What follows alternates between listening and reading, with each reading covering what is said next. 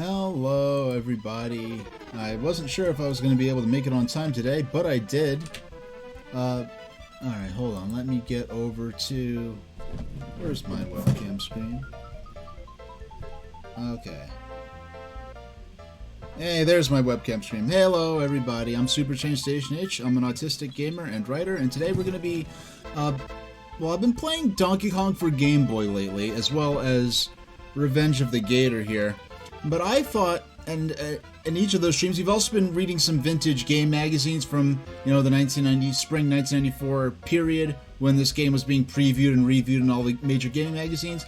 And traditionally, I start with the gameplay and then go on to read, you know, about the game in the contemporary magazines. I thought this time, hey, let's do the magazine reading first, and then we'll be playing. I'll show you real quick. I've got Donkey Kong. The cartridge is ready to load up on the analog pocket, and then after we play, hopefully we get through a single world of Donkey Kong, and we'll move on to a little Revenge of the Gator maybe if we have some time, and then we'll call it a stream. This will be a shorter stream. Traditionally I stream, consistently I stream on Saturdays and at 5, and on Wednesdays at 5.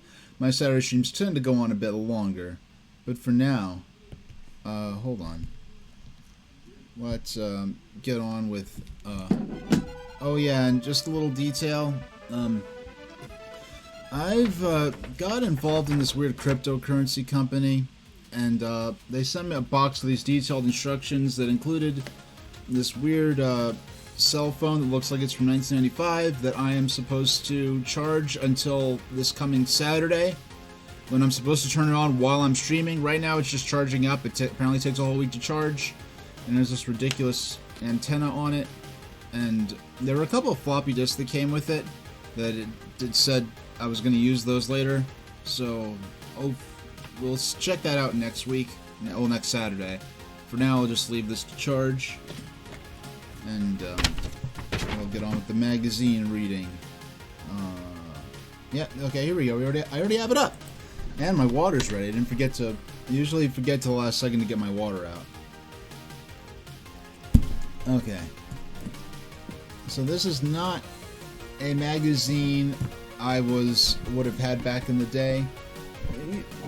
My household didn't consistently get gaming magazines at this time. My older brother would get them occasionally, one here and there, and I would, you know, take whatever info I could get out of it. But so we've got the main cover story, The Death and Return of Superman. That whole Death of Superman event arc in the comics was something I was aware of. I wasn't really following it closely. So check this out. So we're reading this for its coverage of Donkey Kong, the 1994 Game Boy version of Donkey Kong. Which, if you're not familiar, it is not just the arcade game with the 4 stages on the construction site. The Game Boy version of Donkey Kong starts with those 4 stages and then turns on to be a full-fledged puzzle platformer on its own. And the reason I'm playing that is because there's soon, next month, they're going to be releasing a Nintendo Switch remake of the Game Boy Advance game Mario vs. Donkey Kong, and with Mario vs. Donkey Kong being effectively the direct sequel to the Game Boy Donkey Kong we've been playing lately. So check this out.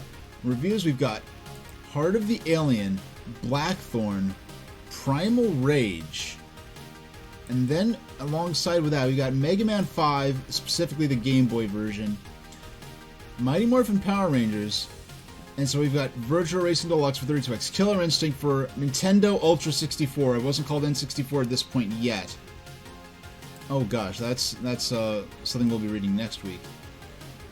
But it really blows me away. Check it out. We've got, you know, Earthworm Jim, Donkey Kong Country, 2 seminal games of the 16-bit era, and then we've got right here the Sony PlayStation, probably the first photographs of the finalized or near final PlayStation console unit, which is pretty amazing. Because there's some people who look back, they'll look at reviews of games like specifically it was a review of Super Metroid I saw this on, where they're saying, oh, like the Super NES and Genesis were dying, and Nintendo had to hurry and get a game out onto market to try to compete, and it's like, yeah, PlayStation released in Japan in December of this year. Saturn would release in 95. unexpectedly during E3. But even though we know, PlayStation's on the horizon, we have, Jaguar, 3DO, CDI, there was no guarantee. Like, Jaguar, 3DO, CDI, we could think of them now as like those systems are dead on arrival. But at the time, there's uncertainty which of these new super systems is going to catch on. There's no way of knowing. For all they knew, the next generation was going to be Jaguar, 3DO, and PlayStation. There's no way of knowing that. And now check this out. I just noticed this with their design here. Sega bullet, Nintendo bullet, Jaguar bullet, 3DO bullet, CDI bullet, Neo bullet Geo. They should have had a Neo hyphen Geo, but they just put Neo, like as though Neo and Geo are a different system. Okay. So here's Spider-Man Venom Maximum Carnage. I've heard about this game.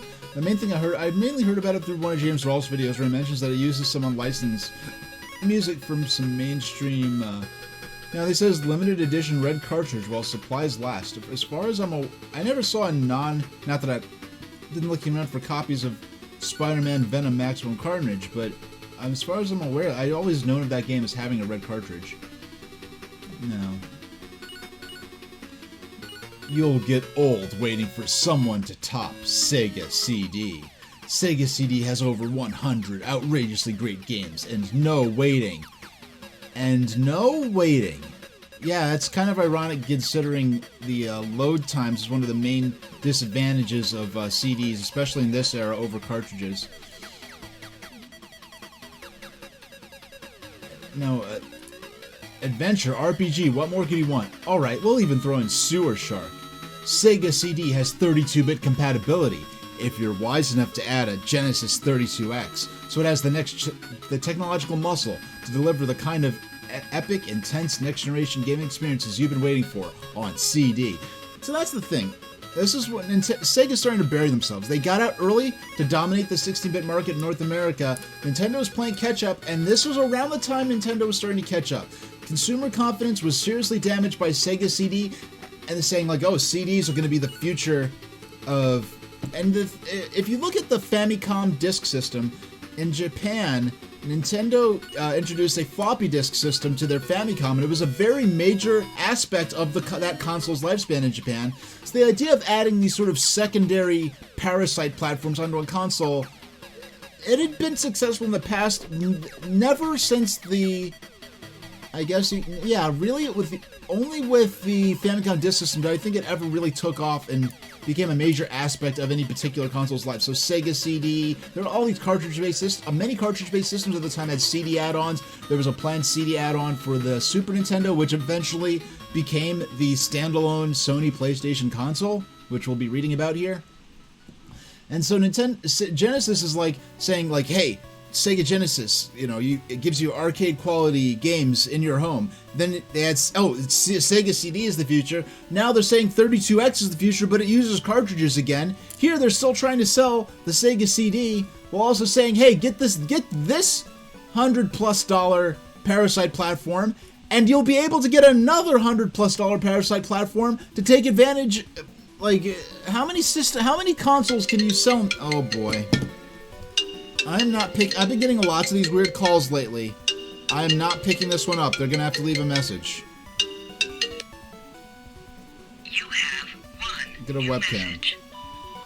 Hey, I know you're not going to pick this up, so I won't have the opportunity to talk to you live. What? But it's me. Me? You, I guess. This is kind of weird for me, and I'm sure it's weird for me as well. But listen. Stop screwing around with Crosslink OmniWorld. This is very serious. You are messing your life up. Really? And I can't really explain how or how I'm doing this. I am not from the future. It is way more weirder and complicated than that. But the fact that I'm even talking to you should be enough proof that you do not need to mess with these people. And that's all I can say for now. Goodbye.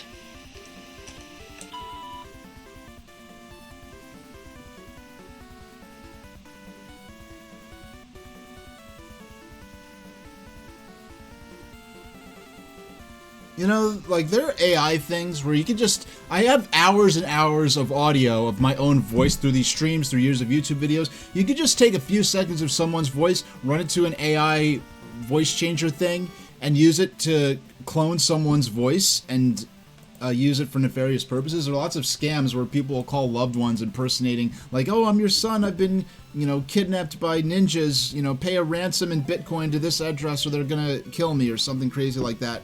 So I think we just got one of those. I will just go ahead and block that number, and we'll continue on with the stream. Now, there we go. So, yeah, so they're just really bombarding the public with all these expensive parasite platforms to get the true power out of your Sega Genesis. Meanwhile, Nintendo's putting out games like Star Fox, Stunt Race FX, Donkey Kong Country that are approaching or even surpassing some of the games that are being released on these CD-based and 32-bit Super systems with the same old Super Nintendo hardware. And in the case of Donkey Kong Country, that game did not even use a special chip. Like Star Fox, Stunt Race FX, yeah, Star Fox, Stunt Race FX, and Yoshi's Island, Super Mario World 2. Those games used special chips that let the Super Nintendo do things it couldn't do natively. Meanwhile, Rare's Donkey Kong Country, Killer Instinct with their CGI graphics, those were done just on the native Super Nintendo hardware. They didn't even use extra hardware.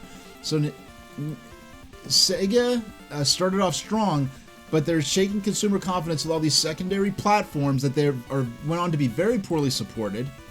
And at the time they're marketing Sega CD and 32X. It's already a public, officially known matter of fact that Sega Saturn is on the way.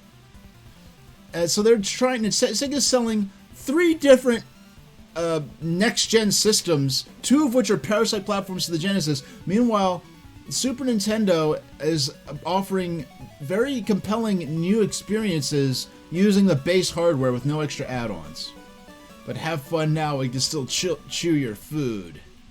Sega CD. Alright.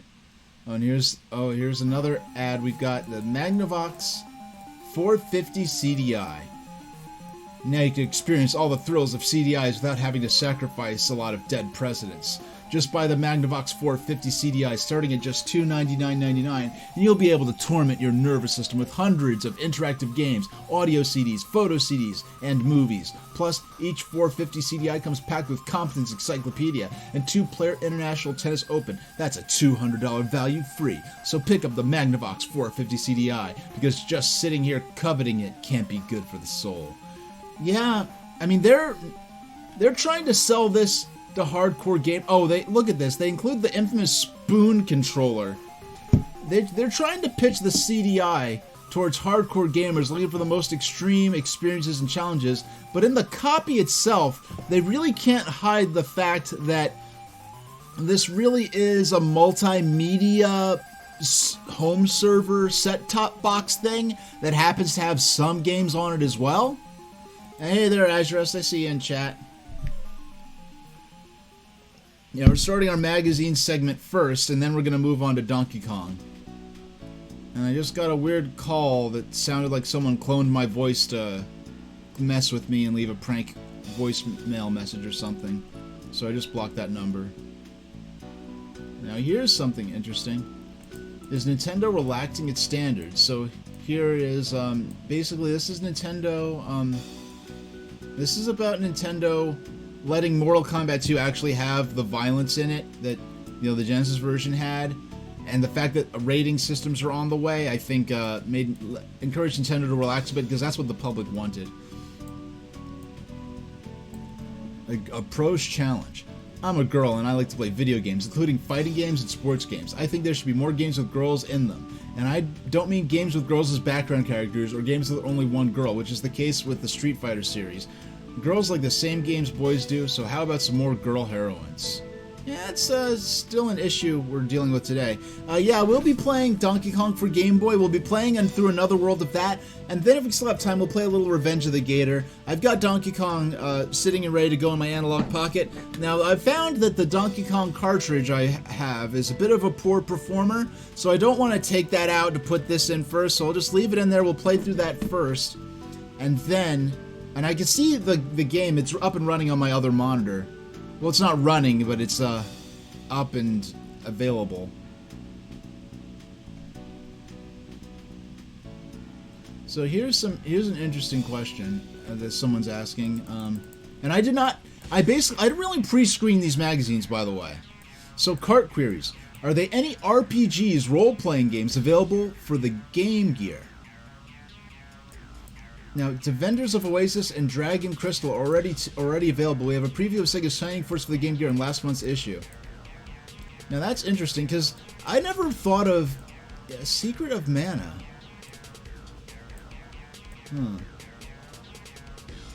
Yeah, I don't really think of the Game Gear as a console, a platform for RPGs. But what I would say... Oh, look, this is something that's still kind of relevant today.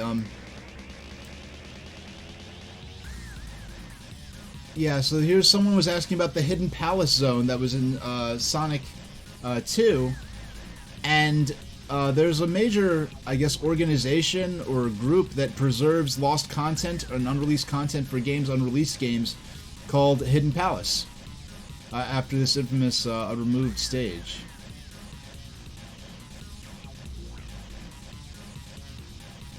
Now, let's get technical here. This is interesting. How long will the battery in Sonic 3 and other games with battery backup last?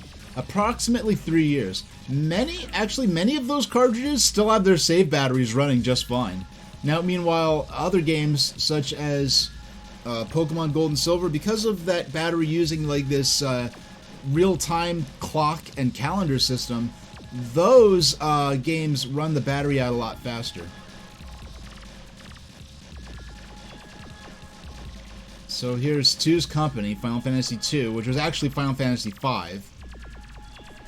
And 3's a crowd. So they're advertising Final Fantasy 2 and 3 here. And look at all this funky art of all these monsters you fight in the game. Lots of sideways ads right here. Now check, wow. What a moment. What a moment. This looks like the reveal of PlayStation in this issue of GamePro. Let's check this out.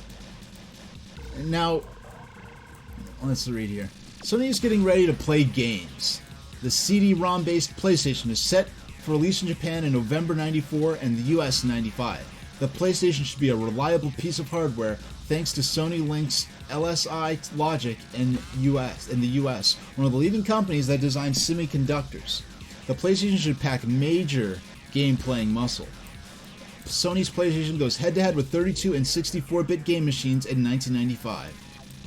Now, there had been a lot of buzz about PlayStation because PlayStation was originally going to be a joint venture between Nintendo and Sony to release a CD add-on for the Super Nintendo, much in the style of Sega's Sega CD that we were talking about earlier. And there was going to be a standalone unit that was, I guess, the PlayStation proper, that was basically going to be a Super Nintendo. Oh, gosh. I'm not picking this up. I'm not picking this up. This better... It says scam... This better not be me again. Oh, it's... Here there, big boy and firstborn son who is my favorite mammal. It's AdCon again. I just wanted to call and let you help me making contact to let you know that not to listen to that weird voice message you got on your phone a while ago. I guess he was watching the stream. That person was just a stupid boy who wants to deprive you of your opportunity to become filthy freaking rich. In Xillo tokens, the inflation-free these are the digital currency of the these are the instructions this person sent me. Just turn on your XLO Hellphone Hellmere. This Activate thing. your XLO handset on stream this Saturday like God told you to, and everything will be okay. Like God told me to. for sure. Alright, so I'm gonna... This is still charging. You said to charge it for 1 week. I'll charge it until Saturday.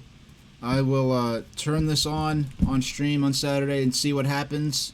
I guess he's gonna start calling me on this phone instead of leaving creepy messages on my personal cell phone.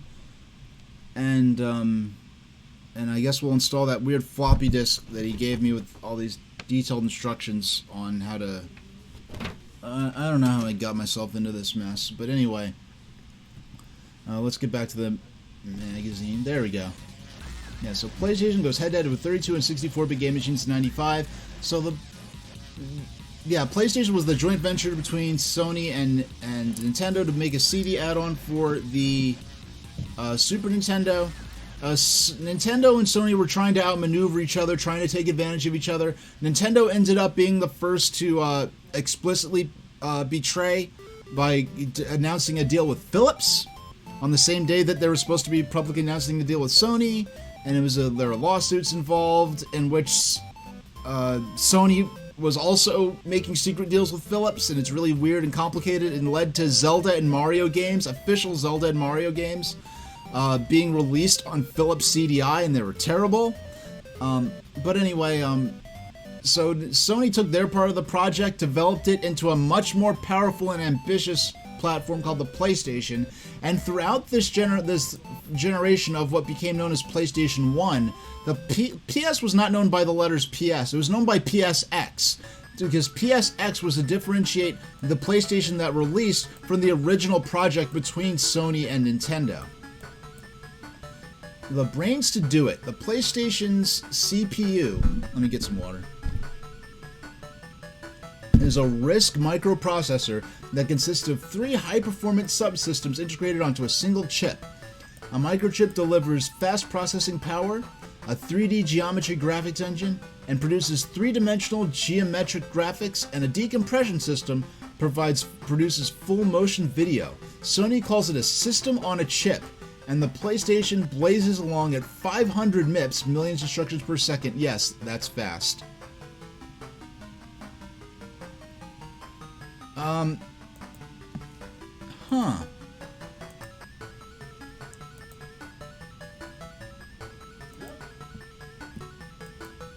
Asherus is saying that they lost the stream.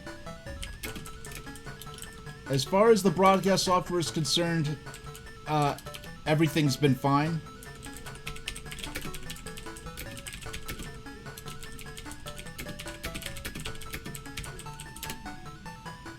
Yeah, because I'm looking in not just in my broadcast software, but in my web browser. So I make sure if you need to refresh your browser. I mean, I don't know if you'd be able to see that, but I'm going to continue on for now.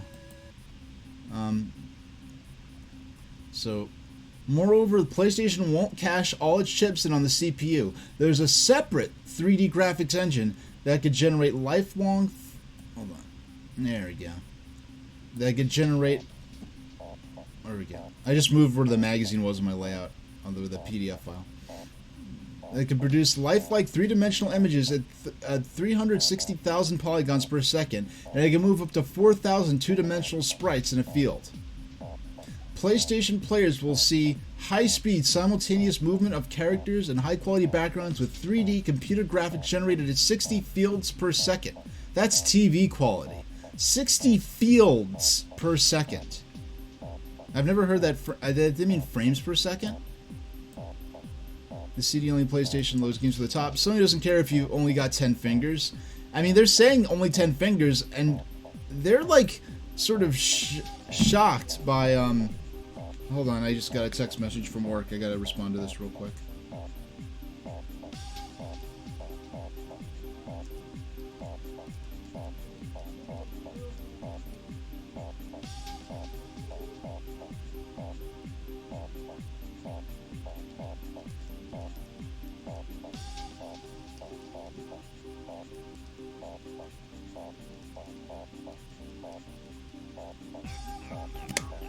Alright, there we go. Yeah, I've got a major project going on, so please excuse me if I have to respond to these, because having to respond to stuff like that is the reason I can do these shows, so you gotta live with that, sadly. But yeah, they're sort of... Sony doesn't care if you've only got 10 fingers. And that's only in response to there being shoulder buttons plus 2 extra shoulder buttons. I mean, people nowadays gawk at the Nintendo 64 controller like, what was Nintendo thinking? Do they think that people are alien octopuses with 10 tentacles for hands? Like, how is a human being supposed to hold that? Meanwhile, they're like, Sony doesn't care if you only got 10 fingers. All they did, the only difference between this and the Super Nintendo gamepad is that they added the bump, what became known as later on as bumpers, in addition to the shoulder buttons that the Super NES pad already had. Now, the controller is a real finger flipper, featuring 10 top-mounted buttons and 4 2x2 forward-mounted buttons. For some games, a PlayStation Joypad uses 2 sets of directional controls. The memory system consists of external memory cards that can be plugged into the console just above the controller ports. Game data and characters are saved to the card, which is interchangeable between PlayStations. Now, okay, Azurest, you're back in chat. Okay, I'm glad to hear it. Now, yeah, imagine having to explain the concept. Well, I mean, you kind of have to do that again now. Well, you have SD cards, but the concept of a memory card in this context is kind of obsolete at this point. But memory cards will enable you to save characters in games and possibly enable game designers to create new challenges, too. Yeah, with a cartridge, you would have a battery backup, like that Sonic 3 article was like, how long will my Sonic 3 save battery last? Oh, about 3 years. You didn't have a save battery. When you can't, these CDs were read-only. When they say CD-ROM, that stands for read-only memory. You cannot write your save file onto the actual CD, so the memory cards are a solution to get around that and let you manage multiple save files on an external device. And then it says, it's interchangeable between PlayStation, so if you have a custom race car that you made in your racing game, you can go to your friend's house with your copy and load that car into their game, and you and your friend can play with your custom racers. Little things like that. Now you can really save a really strong football team, restore a Schwarzenegger-type fighter, and then pocket it to kick against a pal's creations. Unfortunately, this setup may be a bit scary, since reportedly the PlayStation itself lacks game memory. I mean, it's a bit scary. That's interesting that they thought of. It's kind of scary that the PlayStation doesn't have, built-in memory, but that's sort of the nature of the technology, it seems. Software in supply. PlayStation CD software is looking good too. In Japan, Sony announced 164 companies as signed developers. Namco, Konami, Capcom, Acclaim, Electronic Arts, Bandai, and even Tengen made the list. The infamous Tengen. Sony's promised 82 titles for '95, but no release dates were given at press time. What's certain is that Namco's Ridge Racer driving game will be bundled with the PlayStation. Other games in the works are Parodius by Konami, Race Drivin' by Tengen. I knew of the Race Drivin' games. I was not aware that they were by Tengen, which is kind of a sort of spin-off company of Atari. It's kind of complicated and weird. Tengen and AIV or A4 by Art Dink, better known in the US as A-Train by Maxis. Okay. Sony no baloney. With an initial sales goal of Japan of 3 million units by 96, Sony is set to fight it out against Sega Saturn, Nintendo's Project Reality, 3DO, and Atari's Jaguar. Get ready, pros. 95 should be a very interesting year. Yeah, Project Reality was the Nintendo 64 or Ultra 64 as it was known at this point. And I've got this Street Racer. Oh, I thought, you know what? I saw this logo looks so similar to the logo for Speed Racer that I thought, like, oh, it's a Speed Racer game by Ubisoft. I didn't know, oh, it's Street Racer. They just made the logo look as much as possible like the Speed Racer logos as they could. Blisters, anyone? Introducing 6 new Scorchers for the Super NES. Oh, let's check these out. Let's check this out. It's 32 megs, unbelievably detailed, with totally natural movement in 3 dimensions. Donkey Kong Country coming this November. The first video game fully designed on SGI supercomputers. So pound your chest and pick flies off a loved one. This one's a monster. And here we've got the sequel to the biggest selling game in the universe as we know it comes to 16-bit, Tetris 2. With 2-player Tetrosity and plenty of bombs, so grab a friend and blow him up.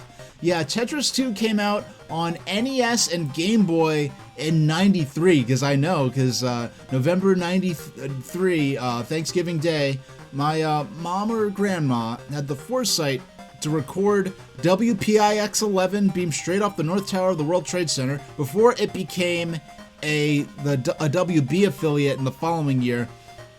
Yeah, WPIX-11 aired Snoopy Come Home and A Boy Named Charlie Brown, and there were lots of commercials for Kirby's Adventure, Kirby's Dream Land, and Tetris 2. So here we go. 24 tracks, 3D action, high octane power of the next generation Super FX chip, Stunt Race FX. If you don't know how to drive, you've come to the right place. That's great. That's great. Some great writing there. And this game is on Nintendo Switch Online. I want to check it out. You're out of control. Your path is full of obstacles. No, it's not the road to higher education. It's Uniracers coming this October. A one-wheeled, one-of-a-kind racing game brought to life with the latest 3D SGI technology. I knew of this game. I was not aware it was in one of those SGI games. I wonder if it's is this by Ubisoft? I mean, by Rare? Here we've got 16 megs of fantasy adventure makes Illusion of Gaia a must for any Zelda fan. Okay, look at this. Look at this. People swear they say I'm rewriting history, I'm out of my mind, I'm making stuff up. People mention Illusion of Gaia. I've never played it, I've never seen it. I understand Illusion of Gaia to be a straight up traditional RPG. Like, there were many, flat out turn-based RPGs that advertisements like this would compare directly to The Legend of Zelda. And there are moments in these magazines of this era where they will refer to Zelda as an RPG or an action RPG that really kind of stopped in the very later 90s. And it's like, oh, it's an adventure game. It's not an RPG, it's not an action RPG. And yes, the nature of how we defined what an action RPG was changed. I understand that. But people say, no one ever considered Zelda an RPG. In these magazines, we've encountered many direct comparisons of Zelda to Final Fantasy or to Dragon Quest, and of referring to Zelda as an RPG. And I remember when Ocarina of Time came out, one of the magazines we're going to look at, it specifically says, finally, a good RPG for the Nintendo 64. So I'm not rewriting history. This is something that happened back then. This was not at all uncommon. So I'm going to move on here. Our 16-bit boxing hit is back this October, and our number one boxing hit is back and pumped up to 16-bit Super Punch-Out with more whacked-out opponents than you can shake a fist at. All are pumped up, huge, and ready to get in your oof. Well, you get the picture. Yeah, I've never played Super Punch-Out. I never actually played regular Punch-Out. I played parodies of Punch-Out on HomestarRunner.com and in Deltarune. I've never actually played the original. So here's the infamous Aerosmith arcade game Revolution X. I heard it wasn't that good. It's down there. This is definitely Bubsy, but which game? One false grunt, pig lips, and you're bacon bits. He's holding a Nerf gun. Why is he holding a Nerf gun? That's very interesting. He's very specifically holding a Nerf gun. I wonder if they have an actual licensing tie-in for that, or what. But because I don't remember in any particular Bubsy 2. Ultimate capitalist Boar Oinker P. Ham is stealing history. One Bobcat must battle through 5 worlds to stop the evil swine. It's going to take guts. It's going to take a whole new way of playing. This is the fact that it's very specifically a Nerf gun. And if you're wondering, this would have been a 2-page spread. So this leaf would have been on the left side, and this would have been on the right side. Here we got some Jaguar ads, some of the games that were on Jaguar at that point. I mean, come on. Jaguar, Wolfenstein 3D, Robinson's Requiem. I've never... Look at Pinball Fantasies. It may be a great pinball game, But this looks like it could run on the Super Nintendo. This looks like it could run on the Genesis. And I say that I play Versus Pinball. I play Revenge of the Gator. I play visually sparse 8-bit pinball games. So I'm not dissing the game because that Pinball Fantasies has more impressive, more sophisticated graphics than the pinball games I play on stream all the time. But oh my gosh, did I just... Okay. Alright, we're good. I almost just I thought I just accidentally hit the button that would have ended the stream on my stream deck. Fortunately, I did not. I pressed the button, but I did not press it down firmly enough to trigger it. So we're still good. Battlezone 2000, Double Dragon 5. I was not a... But a lot of these games, these do not... Kasumi... These games do not... When I hear of a 64-bit console, a lot of these games are not very impressive compared to what, N64 and PlayStation would be offering soon after. Now, I was not big into Mortal Kombat. I had it on PlayStation. I thought the friendship option in Mortal Kombat 2 was cool. I know it's supposed to be a joke, like almost a diss to your opponent when you do the friendship. I thought it was cool that you could, kill them and, finish them off with a violent, brutality move, or you could, make friends with them. I thought that was cute.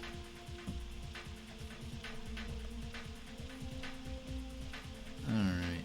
Sylvester and Tweety and KG Capers. Yeah, this was definitely at a point when the Bugs Bunny and Tweety's show was still on Saturday morning ABC, right alongside Sonic the Hedgehog Sat AM, alongside the Addams Family. So this was still very much relevant at the time.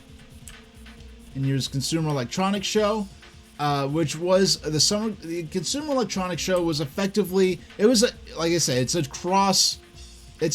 the whole electronics industry, and video games sort of piggybacked on it, and they really did not get much respect. Like, there's the infamous story of Sega introducing the Genesis in North America and being forced to do it in a tent in the back. They wouldn't let them be on the actual show floor. There was this attitude that, hey, this is for consumer electronics. You're selling children's toys. What are you doing, like, trying to co-op our consumer electronics show when we're trying to be taken seriously? And you're selling, like, this is not a toy convention. And so this is the last year where CES was the main function of the video game industry in North America, because after this, the first E3 would be held in '95, and things remained the same up until 2021, where they held the last ever E3, and they recently just announced that E3 was permanently retired. They're not bringing it back, so... Donkey Kong. So here we got Donkey Kong Country Graphic Achievement. Yeah, once again, look, the Graphic Achievement Award, the best graphics, is not going to one of these 32 or 64-bit CD-based super systems. It's coming to the Super Nintendo, which had been on the market since '91 at that point. Donkey Kong swinging back into action in a game that utilizes a hot new rendering technique to create out-of-this-world graphics. Nintendo teamed up with Rare and Alias. I've never heard the name Alias in relation to the development of Donkey Kong Country. That's interesting. To create this hop and bop platform-style adventure with more than 90 levels, a 32 megabyte cart, or that might actually be megabit at this point, actually. A 32 meg cart, and the game is a multi-scrolling romp through the jungles, caves, and a mine. The 3D rendered graphics are fab, and the tunes sound great too. Oh, okay. You know what? This is something if I did not see this myself, I definitely would have been aware of equivalent coverage in another magazine. Sonic the Hedgehog Triple Trouble. Sonic's busy trying to be the king of video game sequel wars, and this handheld adventure, the Speedy Hedgehog, stars with sidekick Tails in a one-player romp through 6 zones of standard Sonic-style fun. Per usual, Sonic's grabbing rings and Chaos Emeralds. He plays either Sonic or Tails, each with different abilities. Sonic also squares off with 2 new characters, Knuckles and Knack the Weasel, available by fall '94. Yeah, this was the first game I ever purchased with money that I earned myself from an on-the-books job. And here we can see that they're using the Japanese title screen here. It's interesting that they're using the Japanese title screen, which would have been Sonic and Tails 2, this being the sequel to Sonic and Tails, as it was known in the North American market, and in Europe, Sonic Chaos, and also in South America, Sonic Chaos, which I never had back then. But so Sonic Triple Trouble was developed and released as a sequel to Sonic and Tails. It was called Sonic and Tails 2 in Japan. In North America, they called it Sonic Triple Trouble. And you know why I think they called it that? So that they could sort of tie it in with like Triple Trouble. Like we have Sonic the Hedgehog 3 on the Genesis, we have Sonic Triple Trouble on Game Gear. So it's kind of marketing this game as a handheld parallel to the Genesis game Sonic the Hedgehog 3, which worked well because I perceived it that way. And it's clever because there are 3 villains. There's Dr. Robotnik, there's Knuckles the Echidna, who was introduced in Sonic 3, and I remember the whole Where's Knuckles thing, and then also Knack the Weasel, or Fang the Sniper in Japan, which was also a sort of a secondary villain you encountered here and there. So they call it Sonic Triple Trouble because there are 3 villains. It's tied in with Sonic 3, and it has Knuckles, who was in Sonic 3. And this was, you know what? I'd say that this was the first game that I first read about in magazines and was excited about its release. Yeah, this is... Unfortunately, I no longer have my childhood copy. I'll have to add this game back to my collection, and we'll play it sometime in the future. But Donkey Kong Land. Donkey Kong's coming to the Super Game Boy in an adventure action game that utilizes the same alias technology as Donkey Kong Country. Yeah, so I love these character designs. Like this, the ostrich wearing shoes. It's just like... So you got Mickey Mania, The Timeless Adventures of Minnie Mouse, Super Return of the Jedi. CS... Yeah, lots of just different games that were being covered. Here we got the catapult modem for the Super NES and Genesis. The video jukebox. We saw an ad for this in a magazine last stream. The video jukebox enables players to store up to 6 games in one unit. Players can then switch from game to game and keep them in the video jukebox and choose what you want to play when you want to play it. It's...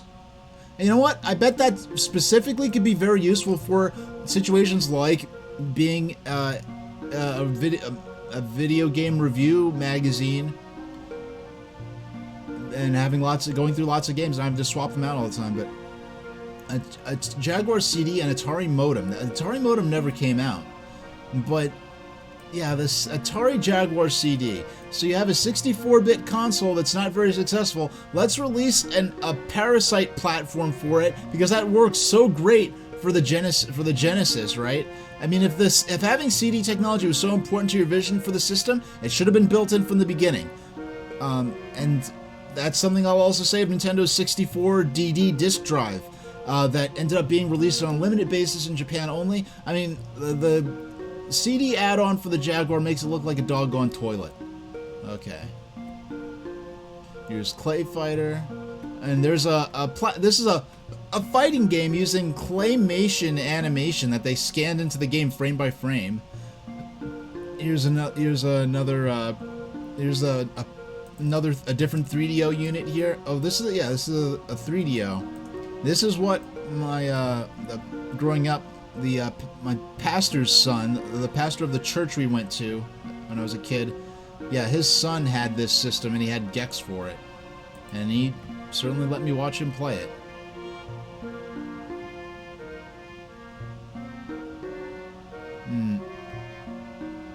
So here we got Cadillacs and Cadillacs and Dinosaurs. Yeah, I remember that game. That's a game that definitely exists.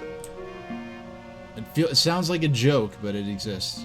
Jim Carrey's The Mask. Outrunners. I did not realize that there was a sort of... Is this a sequel? This would look like a sequel to Outrun, but it's by Data East. Was it published by Sega? That's interesting. I never saw that game before. Here's Balls. It's one of those cool games that really kind of push the... all the characters are made of little spheres. So let's check. Oh, look at this. Is interesting here. I never saw this before. Who has the Edge? Balls was originally intended for the Edge 16, a modem system that allows you to play against an opponent over phone lines. The cutting edge should be available by Christmas. It won't be long before you see the light at the end of the tunnel. So yeah, there are lots of different modems and attempts to get this get the 16-bit systems online. Some of which were very successful, like the X-Band. I mean, very successful in terms of the participation rate for online gaming before online gaming, as we know it, really quite existed on consoles at all. I mean, this is 94. It wouldn't be until 2004 that people who were playing on PlayStation 2 and Xbox Online were absolute pioneers in a sense. But here we got a Jungle Book game, and it's very interesting that Jungle Book, I understand, was a uniquely successful, one of the more successful Disney animated films at the time. So there was a lot of money, a lot of attempts to merchandise it, such as with the Tailspin Saturday morning cartoon, which was a weird Tailspin, a weird Jungle Book alternate universe where animals are flying airplanes. I don't know. All I know is that Ka wasn't in it, so I didn't care. Oh, here we've got Brutal Paws of Fury, a furry fighting game that had several versions. There was a version on the there was a cartridge and a CD version, I think. Battle Core, and we're halfway through. I remember.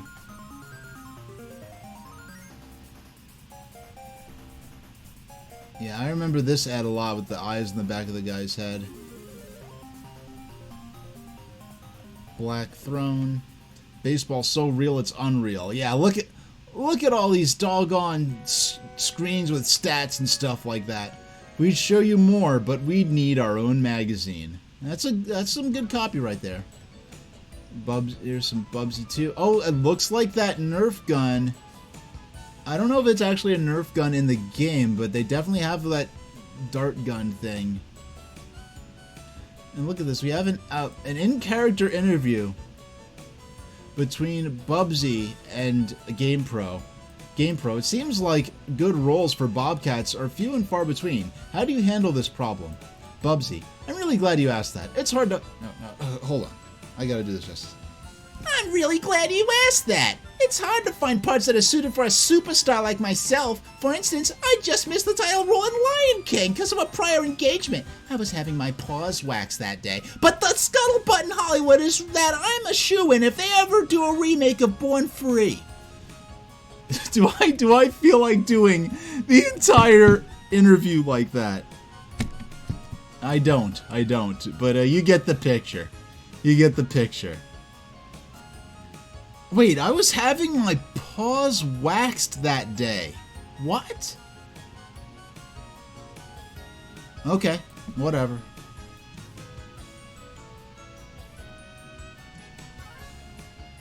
Okay. Alright. So we got, this is, once again, this is an era when walkthroughs and in-depth strategy guides for games were an important reason to buy these magazines. This is, the internet is in its absolute infancy. At best, you could hope for is a text-based walkthrough. So a strategy guide with photos and maps and stuff, that was not something easy to come by on the internet at that point. Now check this out. The future is in George's hands, a Jetsons game for the Super Nintendo by Taito, a Japanese company. That's interesting. Now, Jetsons is often thought of in the context of being a sort of sibling series to the Flintstones, which was from like the 50s or 60s, but only the first dozen episodes of the Jetsons were actually made in the 60s. Most of the series and a lot of the characters and elements, like I think Rudy the computer, Orbity, a lot of elements of the Jetsons were exclusive to the late 80s revival that the animation, and they got most of the same voice cast, so I did not realize till I was an adult that only the first season of the Jetsons was actually from the 60s and contemporary with the original run of the Flintstones. So this was like late 80s was the Jetsons revival new. It was still being aired on broadcast TV at this point in like 93, 94. So a Jetsons game being released on Super Nintendo was actually pretty on point. I know out of context you've been like, now this is so interesting. We've got a Pac-Man 2, the new adventure. Why did they call this point-and-click adventure game Pac-Man 2?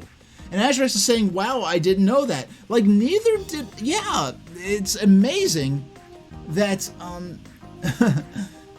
it's amazing that they were able to pick... It's like they had a studio where they had all the drawings and everything for the Jetsons. They just let it sit. They just walked back in like 20 years later and just kept on going like nothing happened. And it pretty much looked exactly and sounded exactly the same. Now, Pac-Man 2 is an adventure game, but the fact that they called it Pac-Man 2, the most logic I could possibly make of it is that they're referring to it as though it's a sequel to Pac-Land, a platforming arcade game, because Pac-Land is based on the Hanna-Barbera Pac-Man cartoon, and Pac-Man 2 has a cartoon a turnkey cartoon pretty much. Well, like there's this joke they made a few years ago, like Kermit the Frog made because they treat the Muppets as though they're real people. They treat them like literally as real people. And what happened was someone asked like, "Oh, I remember the Muppet Show, back in the 80s." It was like, "Oh yeah, we never stopped doing the Muppet Show. We just stopped turning on the cameras." So like that notion was very amusing. They still do the Muppet Show, it's just like no one shows up and they just don't turn on the cameras anymore.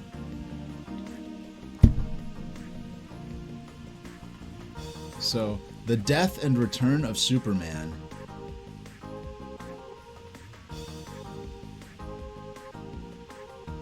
See, look at this. Speed Racer. You've got an actual Speed Racer game. That is so crazy. Check this out. We've got this Speed Racer game here. Look at that logo. And now look... Hold on. And now look up here at this other game. Earlier on in the magazine. We'll have to scroll through quickly to find this. It was earlier on. Breath of Fire. It was a full page ad, so we won't be able to miss it, I don't think. Yeah, look at that. Street Racer. Yeah.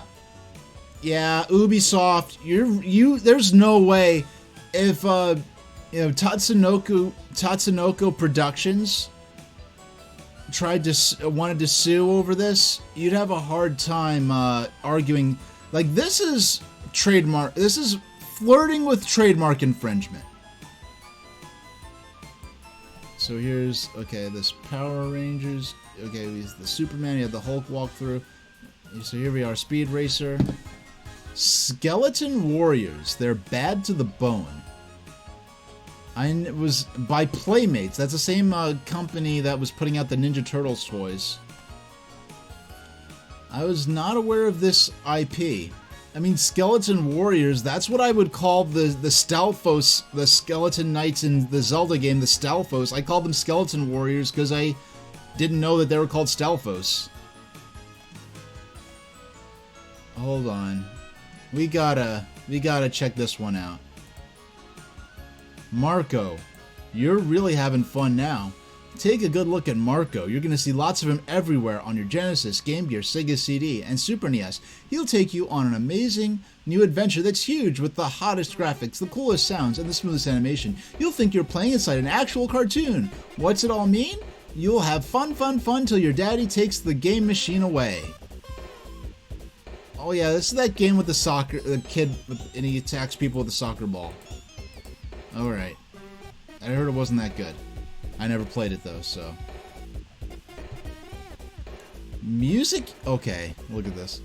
Get today's awesome, totally cool music. Free music by Bizarre Inc., The Connells, Coacher Beat, Expose, His Boy Elroy, Inclined, Crisscross, October Project, Rosilla, and Zahane. Okay, out of all of those artists and groups, the only one I've heard of at all, let alone at the time, is Crisscross right here. So this basically looks like some music you want to have, available on CD and cassette. This is pretty much that. Now that's what I call music before that became a thing. Yeah, for buying razors. No, for buying pens.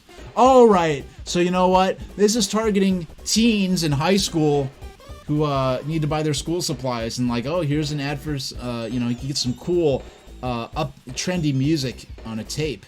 If you, here's some game tips. There's option 1, the latest weekly tips for your favorite system. Option 2, hit you with or best tip, leave or pick up some of the best tips from serious gamers, or the most serious gamers around. Slam in 16-bit tip of the week. Option 4, game gossip. So you'd call this number, then you'd choose. And so here, when I told you about the whole scandal between Sony and Nintendo with the original concept for PlayStation, and Sony took the project separately and made their own system out of it, and they went and Nintendo made a deal with Philips to make a Philips CDI add-on for Nintendo's Super Nintendo, and that didn't happen either. And it ended up allowing Philips to produce some bad Mario and Zelda games for the CDI, and Hotel Mario was one of them. And here they're like, this game is fun, but you'll soon be bored. Younger kids will need some adult guidance to overcome the tough challenge. Mario maniacs will want to check out this Mushroom Kingdom, even if they just end up watching the cartoons, because there are little cutscenes in here that are quite extraordinary for anything that would be on a game system at the time. But yeah, I mean, this could have been a sequel or spin-off to the Mario Brothers single-screen arcade game. But this is supposed to be a next-gen experience, and compared to the Super Mario World that launched with the Super Nintendo, this is a step backwards for sure, just having a single-screen arcade, score attack arcade game.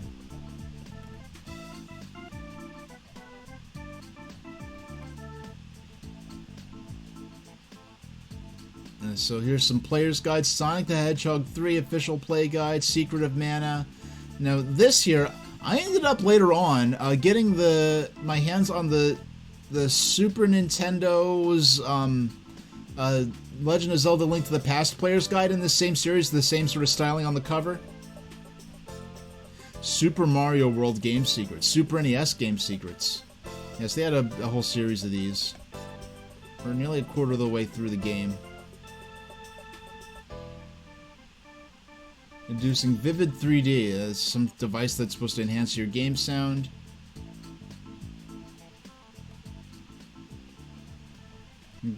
Here's an ad for the video jukebox. You get a better view of it here. You get throw in releases for Sega Genesis. There was Saturn and Jaguar. The Atari Jaguar version, I know I'd be shocked if that ever came out. And the Super NES version I never heard of coming out. Back then, I only remember this one ad that showed the Genesis version.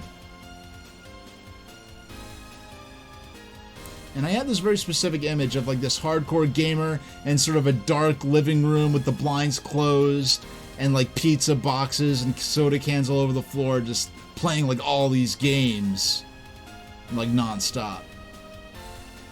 X is next. It's Genesis 32X, welcome to the next level. This ad across multiple pages. Yeah, okay, here's the star of our show today.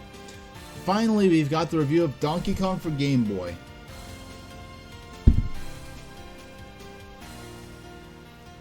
Now, this game is frightening, because it's probably one your parents remember playing. So even at this time, like, this is the first time Donkey Kong's really been relevant since 1985? Well, 1983? The Famicom version release of this. 1985 was about when the NES came out, and Donkey Kong was a launch title for there. And around 87, Donkey Kong Classics came out for NES, that Donkey Kong 1 and 2. That was the last time Donkey Kong was relevant. So to go from 86 with Donkey Kong Classics to 94, that's a very long time at the time. I mean, yeah, the time's the same, but in terms of who's playing games, the nature of a game's ability to stay in the popular consciousness without the internet to help it along and build communities for particular titles and followings. This game is frightening because it's probably one your parents remember playing. Donkey Kong is back with a 90s twist. The game that debuted, and that's, by the way, this game right here. My cartridge isn't in the best condition, but we'll be playing some of this right after we finish off this magazine. And now that we reach here, we'll be speeding through sort of the end, but the game that debuted Mario for Nintendo now debuts the Super Game Boy as a must-have peripheral. Apes of Wrath. There are two games in this cart. The first is the traditional Donkey Kong from the arcades, where you rescue the fair Pauline, the homegirl before Princess Toadstool, from a raging ape.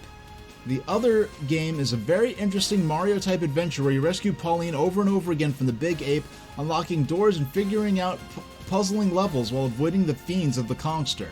If at first you don't succeed, well, that's what the battery backup is for. Pro tip: use the key to knock out enemies. Pro tip: moving levers will cause certain floors to appear and disappear. Use this knowledge to trap enemies. So check this out. This is how the game appeared in a pretty relatively vivid color when played on the Super Nintendo Super Game Boy accessory. We'll be playing it on Game Boy, which is how I would have played it if I had this game at the time. I was interested in this game in the around 96, 97. I ended up getting the Game Boy version of Pac-Man instead, and I don't regret it because I was more interested in Pac-Man in terms of the cultural phenomenon the game had when it came out. But in the puzzler, Mario won't grow bigger, shoot fire, or sprout a tail as he did in previous adventure. This time, you'll log in with your noggin to get from level to level. Some of the puzzles are downright nasty, and considering the depth of the game, 10 levels with multiple mini-levels, you'll face a whole lot of monkeying around. Playing either the action or puzzle game, you'll go ape over the controls, which are simple and effective. It had to be Hugh. The real argument here is whether you should play this good-looking title on a regular Game Boy or the new Super Game Boy. The Super Game Boy colors with the Super Game Boy colors the game with a 4-hue palette, which adds immensely to the graphics. Although the graphics aren't bad for a Game Boy game, they shine on the Super Game Boy when compared to the small green screen machine. You even get the original Donkey Kong cabinet to surround the picture on the Super Game Boy. Who could forget these classic Donkey Kong levels? Pro tip: while throwing the key to hit heights higher than Mario can reach, use the ladders and such to reach your goal. And here we have this game featured the last depiction of the traditional Donkey Kong before they went over with the redesign that Rare introduced with Donkey Kong Country. And it's funny that, it's technically a redesign of Donkey Kong, but the Donkey Kong in Donkey Kong Country is technically this character here, Donkey Kong Jr., and Cranky Kong is the original Donkey Kong from this game, which Nintendo's sort of been wishy-washy on the lore with, but, so let's, the sound doesn't mess around either. You'll instantly recognize the barrel jumping noise, an audio icon in the video game world. The rest of the music is fresh, funny, and a good addition to this great game. Two Kongs make a right. Both games in this cart are enjoyable and entertaining. Older gamers will shed a tear when they remember the first quarter they ever spent on Donkey Kong. Other gamers will develop a certain simian savoir faire that will get them through this game. Kong is still the king. Pro tip: stay in the corners when Donkey Kong's throwing the barrels, then jump up and brain him. 3 barrels will do the trick. Alright. So, let's check out the review here. Now this is what the Game Boy was made for. Donkey Kong adds a 90s twist to the game that debuted Mario. 4 out of 5 graphics, 4 out of 5 sound, 4.5 in control, 5 out of 5 for fun factor. Challenge INT, so I guess they're saying it's more of a thinking gamers kind of game. Battery save, $29.95 in 1994. Oh, look at this cool robot. I want that mech. Battletech, a game of armored combat. No, let's... Oh, Tasmania. Yeah, Tasmania, that was quite... Tasmania was an early 90s Warner Brothers cartoon, Saturday morning cartoon that was about Taz and his entire family, like the Tasmanian Devil of Looney Tunes and his entire family, Taz's family are unique characters to that one Tasmania show, But the joke of it is that Taz is still like, rah, rah, rah, I'm a wild animal. You know, he doesn't actually speak. He just makes noises and spits and slobbers and acts all crazy like a Tasmanian devil. But his family are just like living a completely like domestic suburban American lifestyle and like are like fully clothed, wearing shoes and everything. So Sonic Spinball, this is the Game Gear version. We'll check this out later on. Yeah, we got through Donkey Kong, so let's hightail it through the rest of this, through the rest here, and we'll play maybe a stage or two of Donkey Kong on Game Boy, and then move on. Looks for anything uniquely interesting. Oh yeah, here's the full page ad for that game, the furry fighting game I was talking about, and buyers beware. This dog... Yeah, they're warning against the Sega CD version of Mortal Kombat.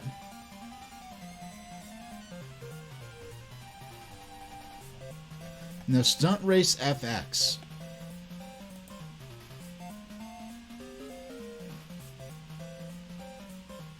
Now,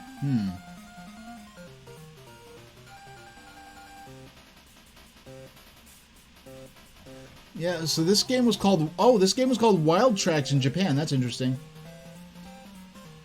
Wild Tracks is sort of putt-putt meets Super Mario Kart meets virtual racing. May sound like a strange way to showcase the vaunted SFX graphics chip, which shot Star Fox in the stratosphere last year. But Tracks has style.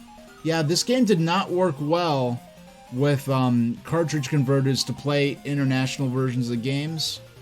So you have these cute little anthropomorphic cars and you race them around. I want to play that game. That is on the Super Nintendo's Super Nintendo's Nintendo Switch Online app on the Switch.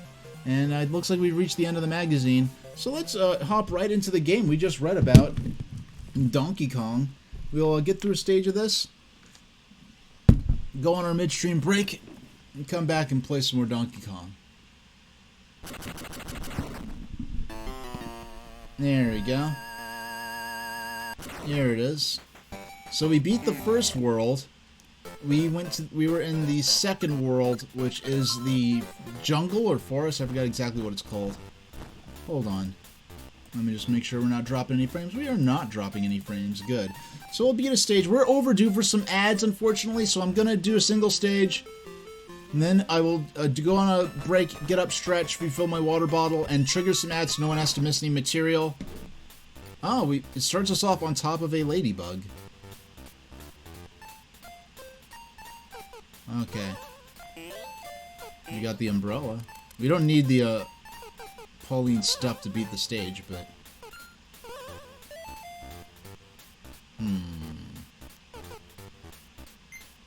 Can I? Oh, no, no, no! He died. You could not fall that. You could not fall like that. F. Okay. I was gonna say maybe I could pick up the ladybug and throw him, but that doesn't work. I do not want to have... There we go. I do not want to have anything to do with that spider. Yeah, you one up. We are now neutral on lives. So we've got to switch to make a bridge. Now this is what's interesting. Just pressing the B button makes Mario put his hand out. Yeah, it makes Mario put his hand out. But I have to manually rock the D-pad in order to actually operate the switch. That's very interesting game design right there. Now, I do want to get all 3 treasures so we can get some 1-ups, because if I remember correctly, we will need a lot of lives for this. Now, I've played a little bit of this game. I played an unofficial digital copy many years ago, but I was like, you know what? I'm going to save this. I want to play it on a real cartridge. And I'm glad I did. I think I beat the first 2 worlds and nothing else. I think, if I remember spoilers, the 3rd world I believe is a ship, and that's where I sort of tuned out, because I'm like, you know what, this is too good not to play the original version of. The proper version. So I've got the key. So I put the key here. pull the switch. Oh no! Okay. That's not what I wanted to happen. I thought that little box that I'm standing on here, I thought that was going to disappear along with the rest of the bridge. It did not.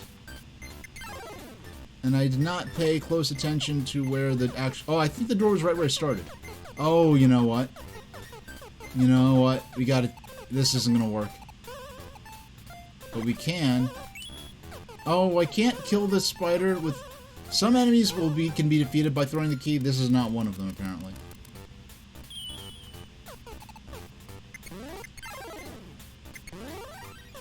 Alright.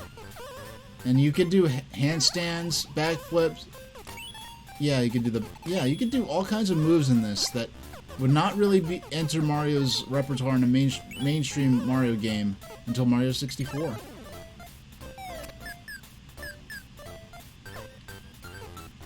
Got it. No! I feel like I was only a few frames away from grabbing the key back, but it did not count it. Alright. I guess gotta stop taking shortcuts.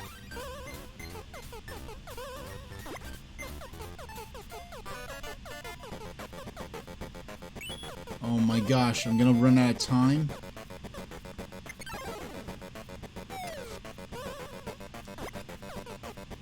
$18, $17, $16, $15, $14. No! Okay, we're done. We're done. We lost. No. Alright.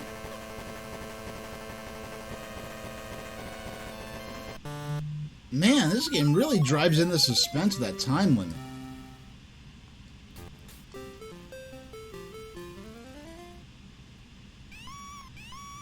Alright. Let's get started. Now, fortunately, we do have the opportunity to, Oh! Yeah, I forgot, that's not like the ladybugs. They can't touch those. Now, if we remember to collect that one up every time.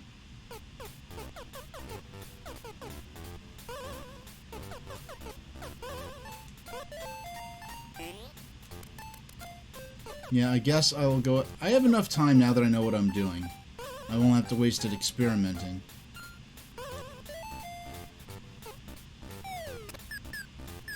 Yeah, that was like the very limits of how far I could safely fall without taking a death.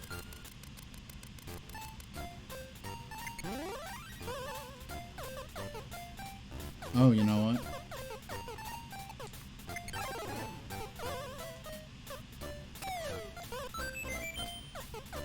Yeah, he's permanently stuck on that that little platform there. Alright, we got the one up. We got the hat, so we can play the bonus game after this. Maybe we'll put the key... Actually, we don't have to... I don't have to operate the switch. We'll just take the elevator down. Spiders nowhere in sight. Do the backflip jump to get higher. And... there we go. So now those of you who have not seen this game before have a sense of what its flow is like. So I've been pretty good at this minigame so far. I'm aiming for that 3 up on the 12 on like the 2 o'clock position.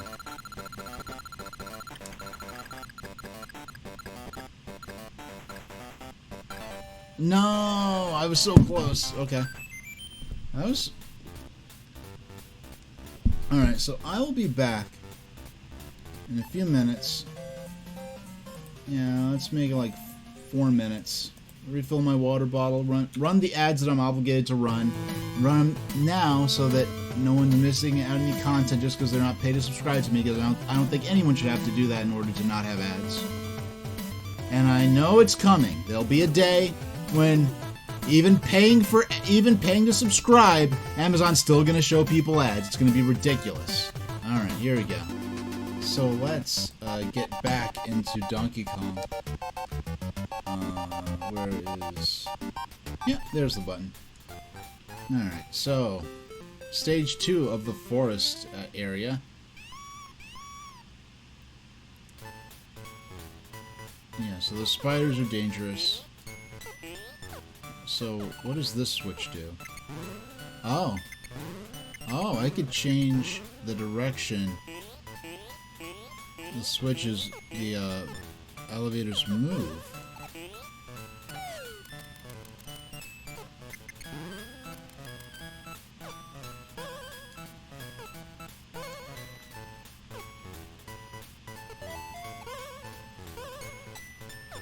So if I grab the key here,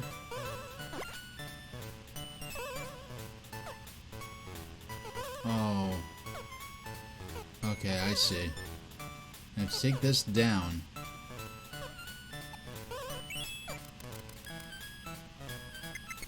No! Oh my gosh. World 2 and it's already that tough, okay? Like, this is not a throwaway game. This is tough. And I love it. Okay.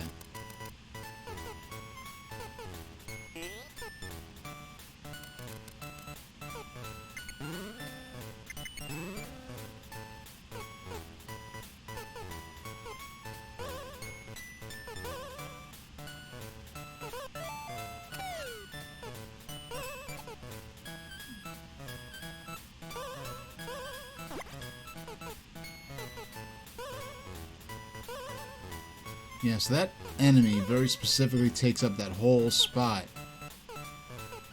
in terms of the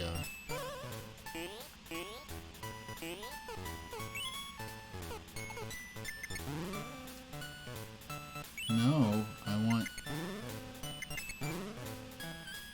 There's no way. Okay, I'm just very... I did not realize that there would not be a way. Okay, all I have to do... All I have to do is... Okay. No! Okay, alright.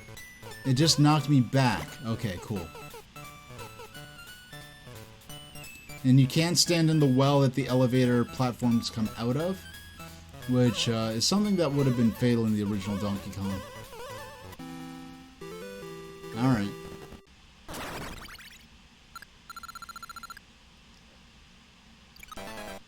Alright, we got 3. We're going for the 12 o'clock 3 up there.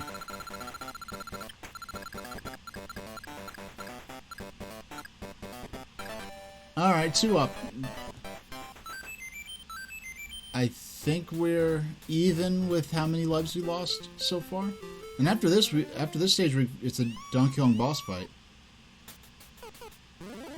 Oh. So I touch that, I can place a ladder where I please. Okay. We have some fire-breathing plants there.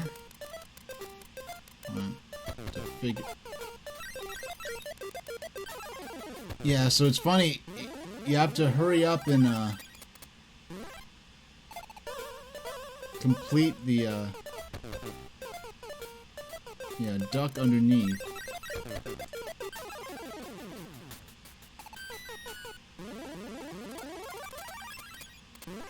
I don't know, can I?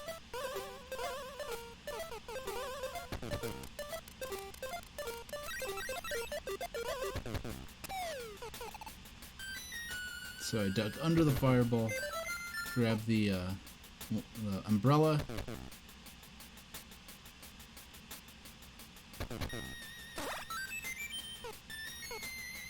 Oh no! I was so close.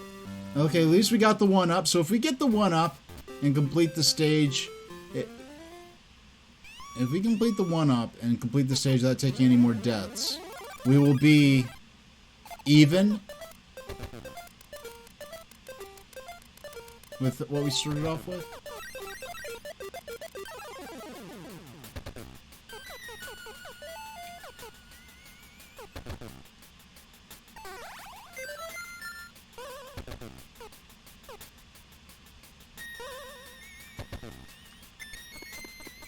Oh, I didn't even notice that there was a gate between the key and the door. I didn't even notice that.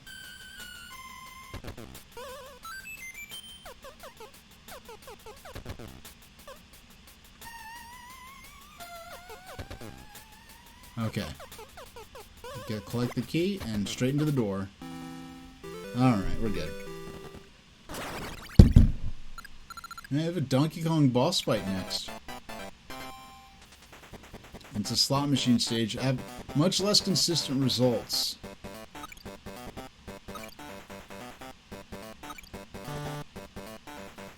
Yeah, with the spinner, with the roulette, you always get at least one life, I believe.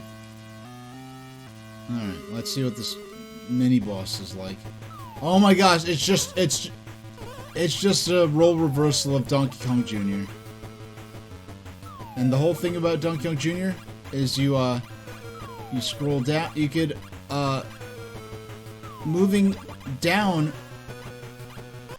oh my goodness. Yeah, so, you could put out one hand on each side, climbing is quicker with two hands, but falling is slower with two hands. So you want to climb with two hands, then descend with one hand, is basically what Donkey Kong Jr. is all about. And you did not play as Mario in Donkey Kong Jr., you played as Donkey Kong Jr., and Mario was the villain.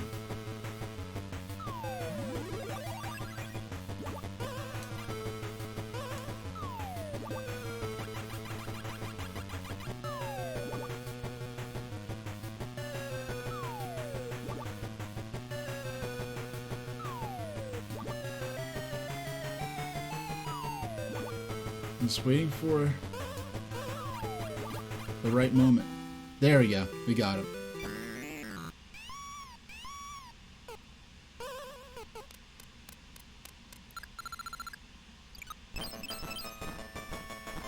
Ah, a new set of stages.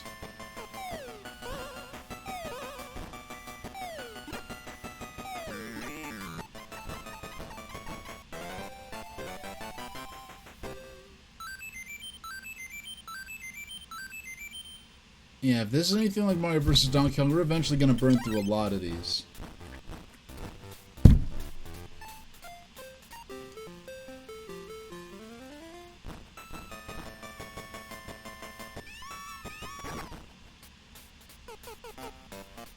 I don't remember these water stages.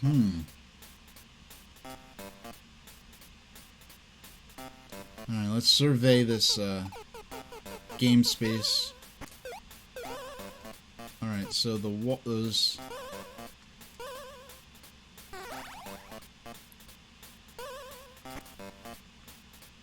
So those fish sort of hunt after us when they see us.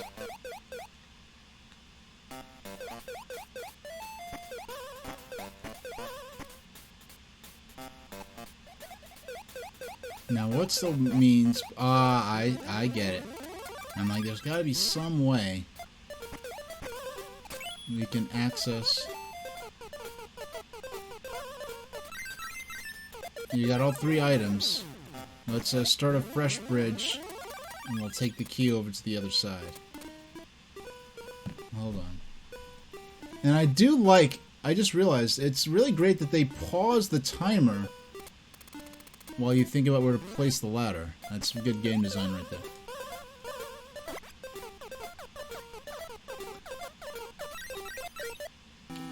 There we go.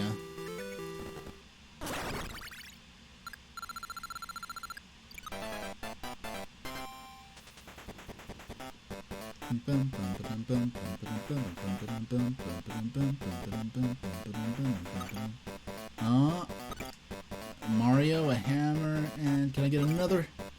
Mario and two hammers. Doesn't mean anything, but...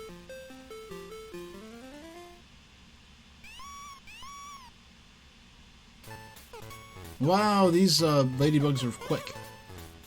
He's the fastest we've seen them. So we got the purse. Now with the springs, just there's a certain timing where if you press the jump button at the right point in the animation. Okay. We want to position these bugs. Yeah, in such a manner that we could use them as elevators.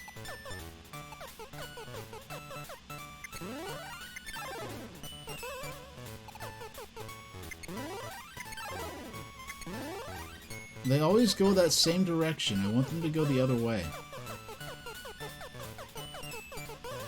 Oh, unless I'm meant to go over here. And I'm looking in the wrong direction. Okay. So we now know that a bug that's moving in one direction will always move in that direction. Okay.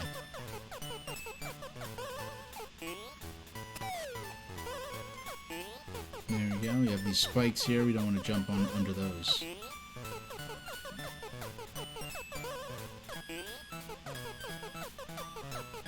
I just want to grab the 1-up so that if we die here, the 1-ups do regenerate.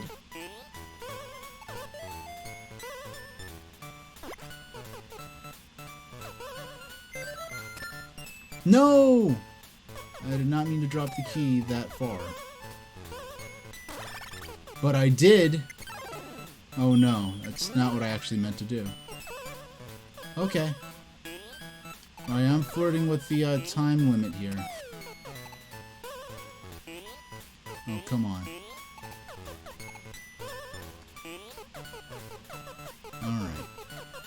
Alright. We're making our way.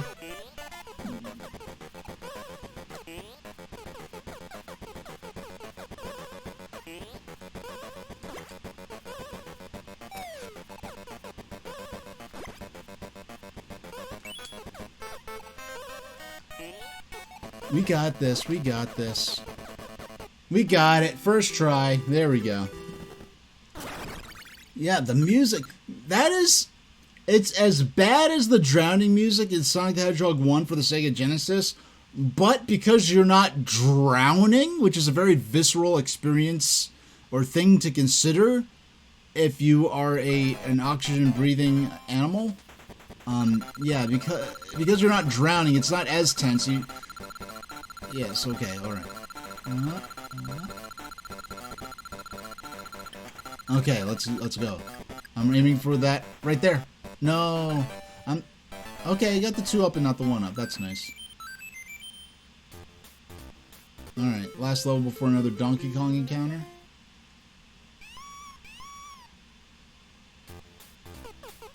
All right, let's climb up. We will grab the. Yeah, well, for all these earlier levels, all these earlier stages where I know for sure I did not necessarily want to let the spiders out, I may still be able to... Ah, I trapped the spiders, but I need to...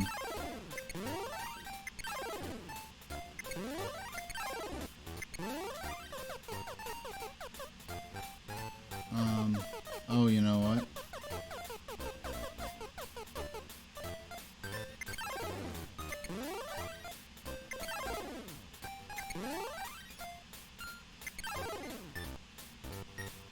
It looks like the spiders are going to meet in the middle, and that's where I'm going to close the gate again. Alright, we're good. We just have to worry about the beetles pushing us around. Okay, didn't want to do that.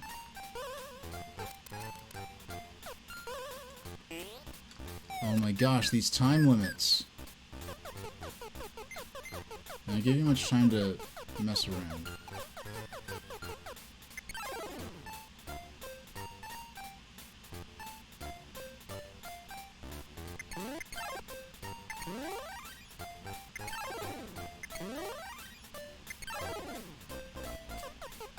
Huh.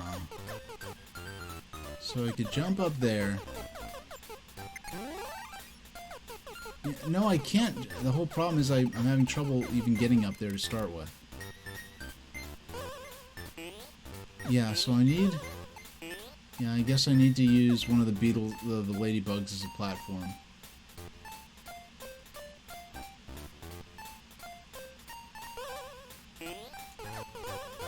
Okay.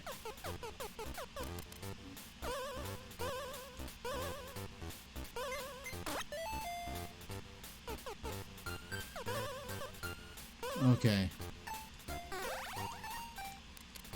How do I... Oh my gosh. Yeah, I think I'm not gonna end up timing out on this stage. Okay, okay. No, actually.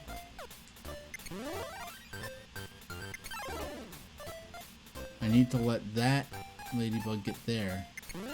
And do that with the gate.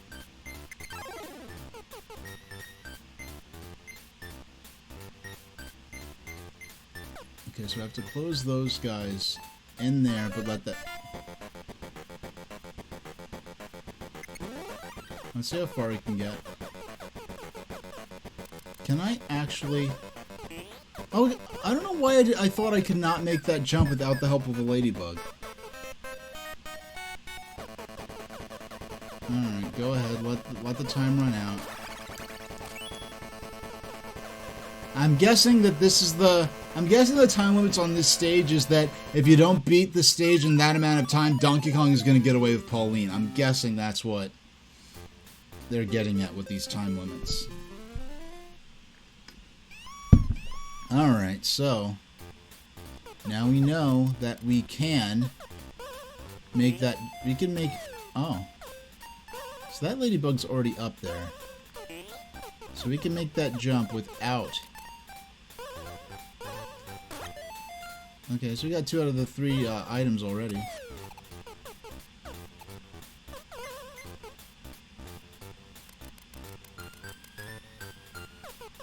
Hey, Jake GC. How's it going? Oh, yeah, we're having a good time. We were reading earlier... Earlier we were reading a magazine about... that it included this particular game. And it's kind of wild because we're reading... You know, I never paused before. That's cool. That's cool. Pause screen. And that's a very cool pause screen. But we're reading about the GamePro issue that had this game featured. It got a great score. But it also... It was the same magazine that featured the first photographs of the Sony PlayStation. So it's kind of funny being reminded of all these different things that were taking place at once. You know, and when you see like, oh, PlayStation, like the Super NES and Genesis were dying, it was sort of the death of the 16-bit. No, it was not. The 16-bit era on home consoles were in full swing. So, yeah, if you do not catch the VOD here on Twitch, it will eventually be up on my YouTube channel where I put up all my streams. Sometimes I separate the magazine portion. Sometimes I leave them in the full-length show. This one I'm probably... I don't know what I'm going to do. I don't know. Yeah, I'm probably going to separate the magazine and gameplay portions out for when I post this. Oh no, okay. No, you do not push me. That's very... Okay. So now we got to use that ladybug. We're under... Actually...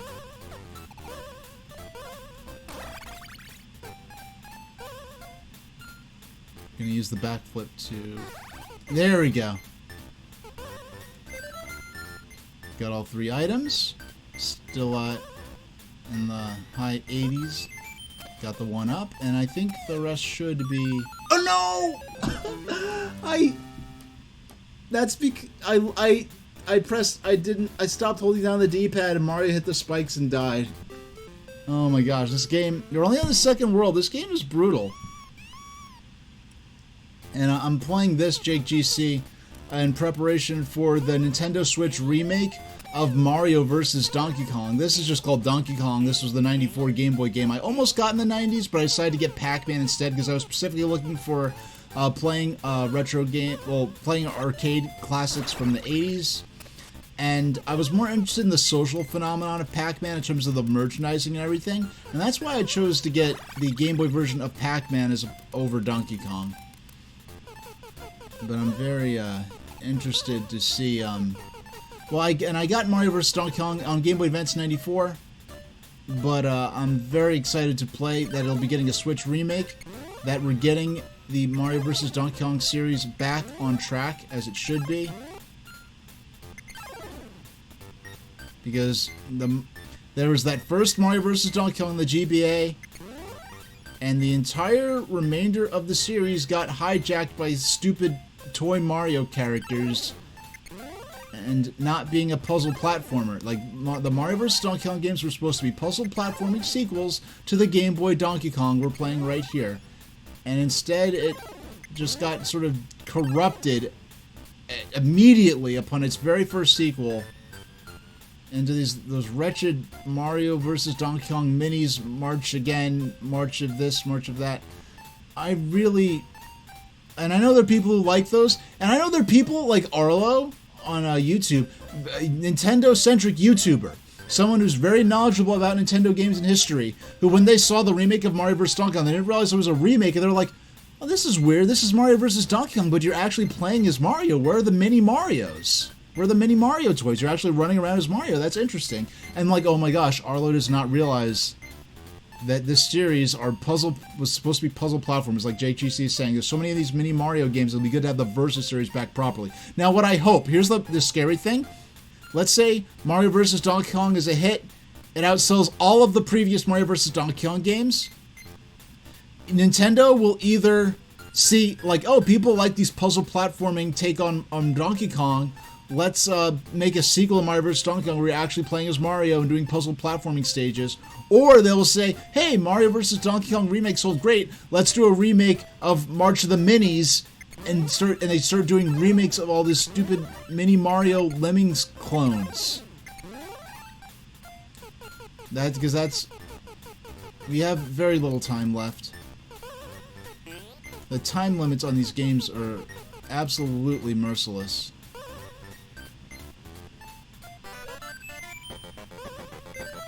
Now we got the,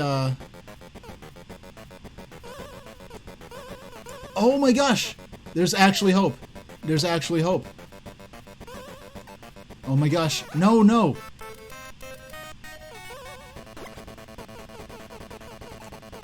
No! I threw the key too far. I'm dead because I threw the key too far. If that key did not land up there, I would have been able to get this. I would have been able to finish on this. Yeah, we got it. And I died in the same spot I died last time, though at least this time I actually collected the key. Yeah, we're gonna beat this one world, put in a couple of Revenge of the Gator matches, and then we're gonna call it a stream. Because we're reading that magazine for about an hour. And I went on my midstream break. Yeah, one thing I remember, Mario vs. Donkey Kong is definitely easier than this game. And not in a way that I feel like this game was senselessly difficult. But yeah, they definitely made Mario vs. Donkey Kong more accessible in terms of difficulty. Because when you get to the I never 100%ed that game. Once you get to like the post-main campaign stages, they make those levels as hard as they want. And rightfully so. I mean, it's a post-game challenge. The challenges should be more demanding at that point.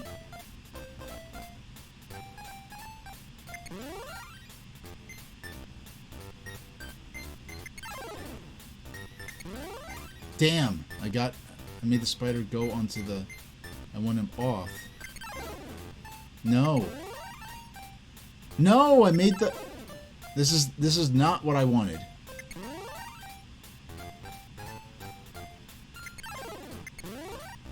Okay, oh, so close to actually accomplishing what I intended.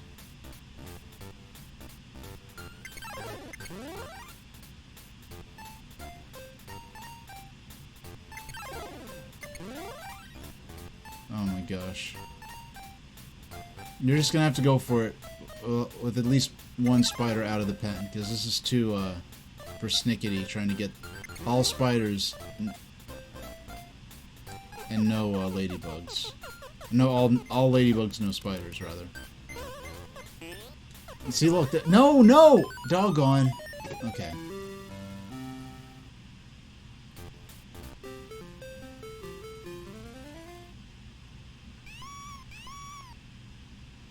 You know what I think I'm gonna do? Why don't we beat this? I know what we'll do. I know what we'll do. This will be perfect.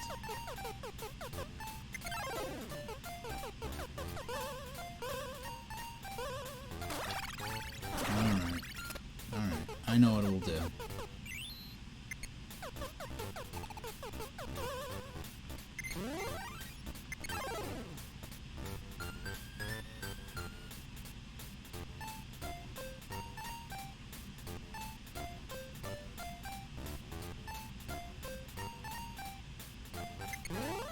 No! Oh my gosh, that should have counted. Alright, we're good. We've got one spider. And the spider is traveling in the direction I want to travel. Which makes it a lot easier to just stroll along.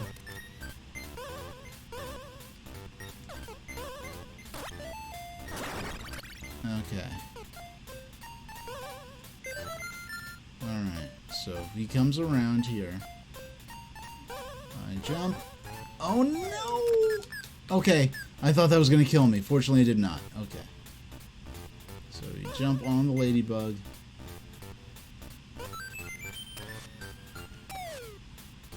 Duck down. Do not release the D-pad. That's how I died here the first time. I got this far before, but I had so little time I was panicking. Tried to throw the key. No! Oh my gosh. No! Okay. We gotta wait for the key to, Oh, you know what? Okay. I see what they want me to do. I throw the key. And I, come back here. There we go. Nice! I think I know how I want to pace this. We're gonna beat this next Donkey Kong mini-boss stage. And we'll try to complete the forest and then the next world after that on the Saturday stream, because that'll be longer. I'm gonna get a couple of rounds of Revenge of the Gator in.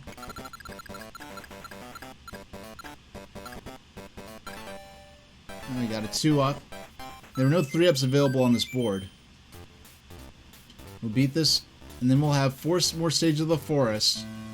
Yeah, we'll start the next stream. We'll do the last 4 stages of the forest, then we'll read our magazine, which is a Nintendo Power that covers this game, and then we'll go back in. We'll play, and then we'll start with the next world in Donkey Kong, and then after that, we'll play some that. So I got Saturday stream all planned out. We're good. Oh, how was I that's some butt. Like that's, how am I supposed to know that was gonna fall?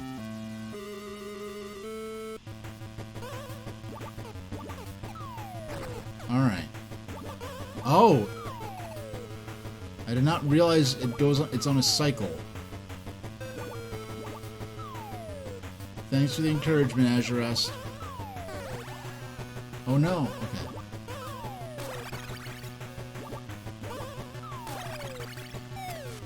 Oh, you know what? I have to get to Donkey Kong. That's how you beat these stages.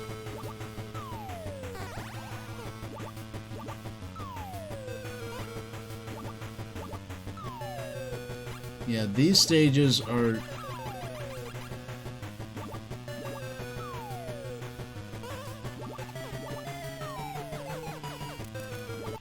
No! Did you see that? I was like 1 pixel away. That's some butt, okay? That was silly. You know what? I just remembered something.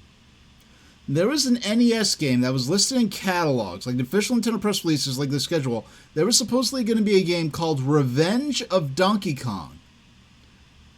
And then it was never heard of again. I wonder if that game got revived into this. I'd love to know. I'm going to type in Revenge of Donkey Kong. And I'll look into it later. Alright.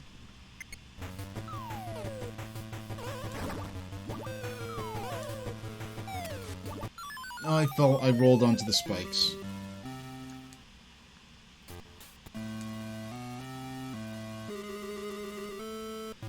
We don't want to lose our 30 life streak we've got going here.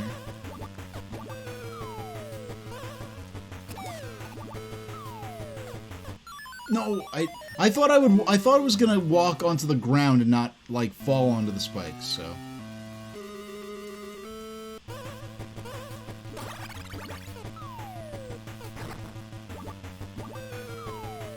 Yeah, I'm sure a lot of people, like Jake GC is saying, I'm sure a lot of people were just expecting a ported down. Like, in 1996, when I was doing my research and I wanted to experience, like, you know, I was learning about 80s arcade games, how this whole video game got started.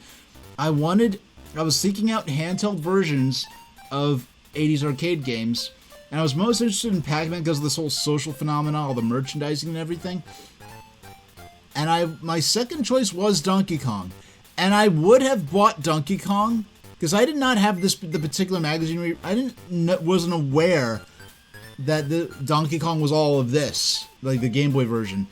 So I would have bought this genuinely, really just expecting a few stages from the arcade game, and then it unfolds into all of this.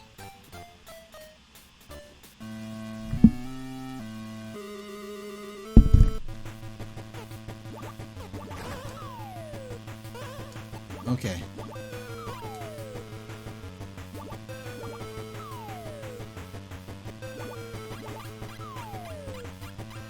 Oh, by the way, speaking of Donkey Kong, hold on,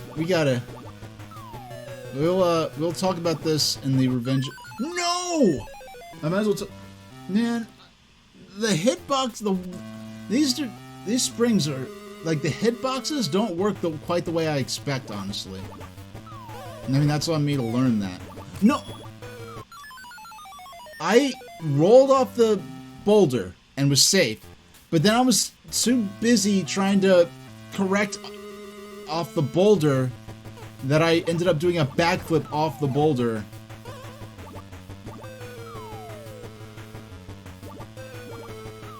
Honestly, the boulder is the most surefire method to board the top platform. And I just haven't had good luck with the timing on the boulder.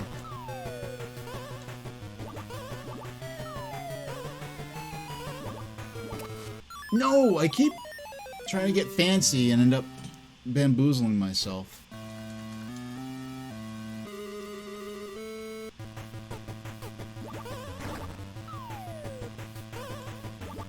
Yeah, okay. We're good so far.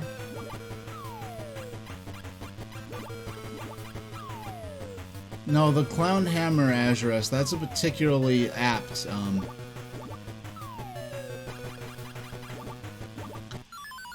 I could not jump off fast enough. That one I felt was unfair. I was like trying to jump off, but I couldn't. They've never given me like a safe spot to practice seeing like what the rules are for jumping off the vine. But more so than that, I wouldn't be surprised if I might, even though I have not played Mario vs. Donkey Kong in 20 years, it's possible that I might be trying to use muscle memory from Mario vs. Donkey Kong for how the ropes work. But basically, real quick, Billy Mitchell, disgraced former video game champion who was found to have cheated on a lot of his runs, was suing Twin Galaxies, a video game scorekeeping authority with a lot of corruption and drama in its own past. It was basically suing them for taking him off of their high score list. And they settled out of court, and the settlement was that, like, Twin Galaxies is going to keep up, like, an archive of their site from back before Billy Mitchell got banned. Because his whole reason Billy Mitchell was mad because he got banned from the leaderboard. So it's like, they're still not acknowledging that he didn't, they're still not saying that he didn't cheat. He's still banned from the leaderboard. His scores are still no longer recognized. So like, oh yeah, they settled with Billy Mitchell and he got his score. No, that's like it's like if Billy Mitchell went to rob someone and he's like, hey, give me your wallet. And the guy who has the wallet's like, okay, here's the wallet, but I'm going to take all the credit cards and cash out first. He's like, okay, fine. So he gives him the wallet. He's like, actually, I need the wallet back, but I'll take a picture of you holding the wallet and give you that. And the robber's like, yeah, I did it. I won. I stole that guy's wallet. Hey there, Jacob Aaron. Bourgeois. We are playing a little Donkey Kong. Oh my goodness. I have lost the better part of 10 lives on this stage. Oh! Yeah, we've lost, well, we went into this with 30 lives. And most of my deaths have been from the sort of extreme versatility in Mario's potential moveset.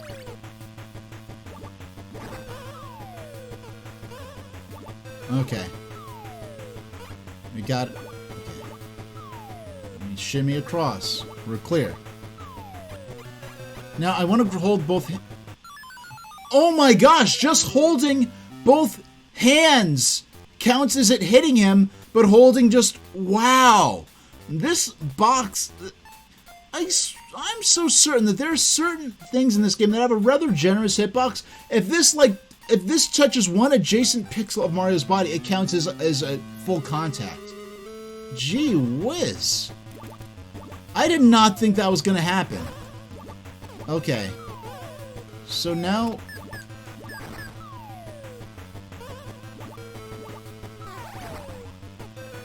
So now we have a sense, at least, of, No. Okay, you know what? If Mario just fell and didn't have that animation where he starts, like, losing control, I would have been able to land that. And another problem is that I'm still trying to play this game like I'm playing a Super Mario Brothers game. That is not what this is. This is a Donkey Kong game, not a Super Mario Brothers game. Mario's ability to fall from great heights is limited, and he could very easily die, even without falling into spikes like I did. I've burned through 10 lives on this stage.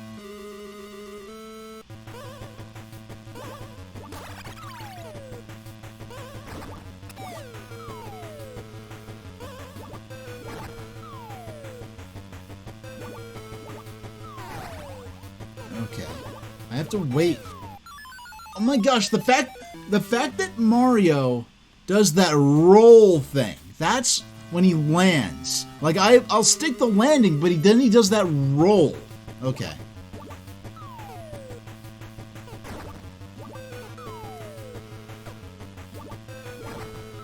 I'm standing right here to trigger the block. You need a good moment to... I'm not getting good timing.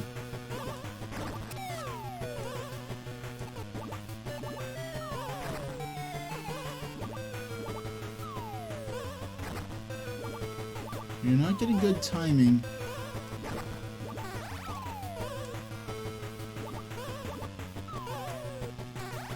Yeah, you have to do a somersault. Yeah. So, that's safe? That's not safe. That's safe? That's safe? That would kill me. Wow. So what I want to do is shimmy over there and drop on ground level, because this is like the elevators level in the original Donkey Kong. Standing at the end of the platform, the springs will bounce over Mario.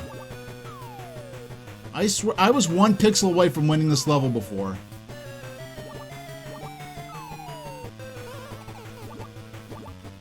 Okay.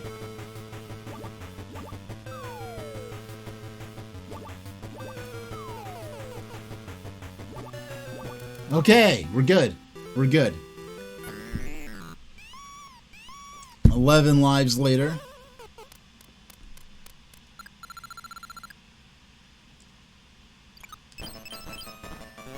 At least we're gonna get some 1-ups out of this, hopefully.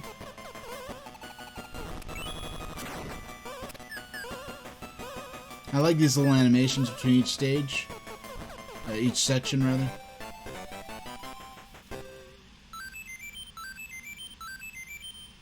Okay.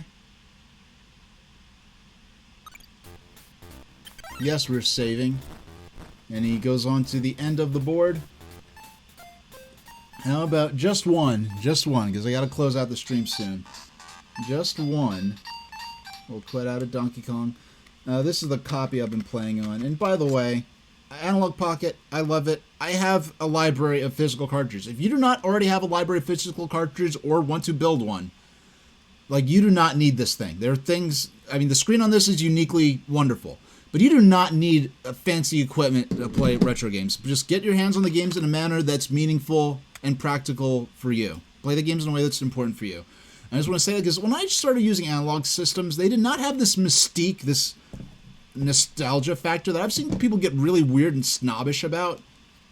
And then that sort of rubbed off on the reputation of the device itself, which is like... Okay. All right, just one round. Oh, and here, by the way, for those who missed it, here is the Game Pro we were reading. earlier. Oh, excuse me. Here's the GamePro we were reading earlier. Which all this will be, it's already going to be on a VOD here, but I will post the VOD permanently on YouTube, because I don't like lost content. I'm a preservationist, so so there's the review of the game. Got a very good score. You had lots of coverage of the what appear to be, for the purpose of this magazine. Where is? No, we went too far. What appears to be photos of the first photos of what became the finalized PlayStation unit. Where is? I'm scrolling past it. Where was it? In the middle? It was.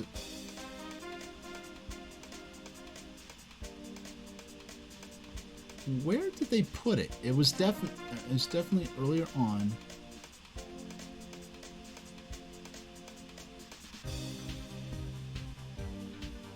Well, anyway, trust me, they were covering pictures of the PlayStation as though they had seen it for the first time, and it was very interesting. But let's play a little Revenge of the Gator.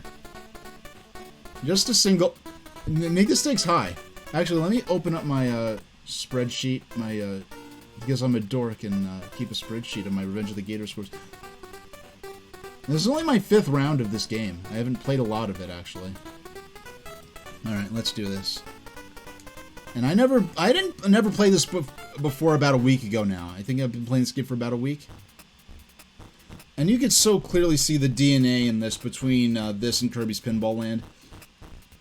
Kirby's Pinball Land I played back in '95. This was an '89 game and I did not play it until a week ago. Let's do it. Okay. Let's see how... And of course the music is fantastic.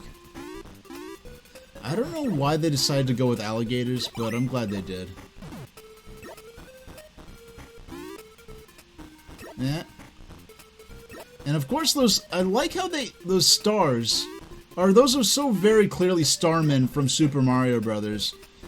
And Hal and Nintendo had a close relationship, but I wonder if, like, they had to approve or get an okay to put those Starmen in there. Of course, they're the eggplants, which were a common thing you'd see in a lot of these earlier Nintendo games, just as this sort of recurring motif that has a bit of an interesting connotation nowadays that did not exist at the time. And it's kind of sad because I used to like using the eggplant emoji a lot as like a, just referencing like, the old Nintendo games that would have the eggplants. Now that means something very different that I don't want to express. Alright. That's our first ball.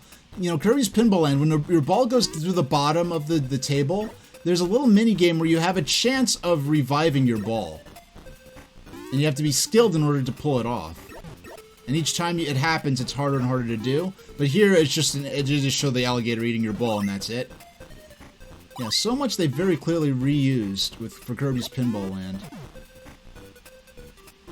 And I know the way the brickwork on this, I know this, Hal worked with Jupiter Corporation to make the first Pokemon pinball game for Game Boy, the 8-bit Game Boy line, and the brickwork on this table is a lot like the brickwork they used to make the table pop when playing on a monochrome system, Pokemon Pinball.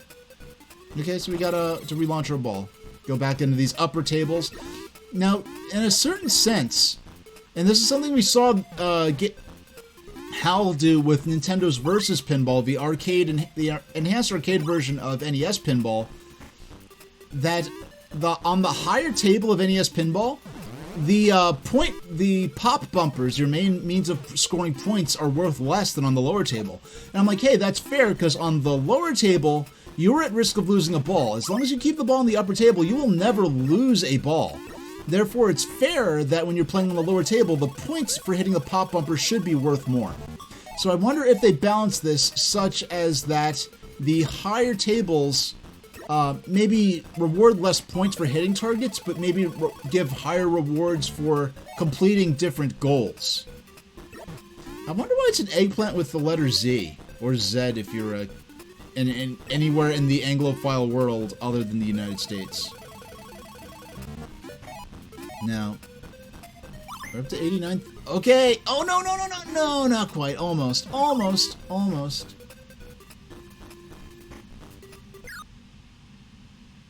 Yeah, I can't say. Yeah. Now, there's a battery backup for your saves here, and I don't think... I mean, the fact that this pinball game had a battery backup for saves when Super Mario Land didn't even have a battery backup for... I mean, for a battery backup for your high scores. You couldn't, like, save your game and recontinue later. So Super Mario Land did not have a battery, but Super Mario Land you could beat in, like, an hour. If you're...